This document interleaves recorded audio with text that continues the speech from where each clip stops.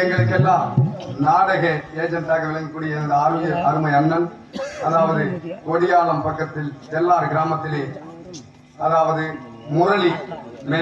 முரளி ஐயா அவர்கள் இதோ விழுப்புரம் மாவட்டம் கண்டாச்சிபுரம் வட்டம் சென்னகுணம் ஏழுமலை என்னை பாராட்டி 100 ரூபாய் அன்பளிப்பாக வழங்கியுள்ளார். அன்னார் அவர்கள் நீண்ட ஆயிலும் நிறைந்த செல்வம் பெற்று வழங்க வேண்டும். சுபே ஜெயம். எல்லோருக்கும் வாழ்க்கை இங்கு செல்வம் போலே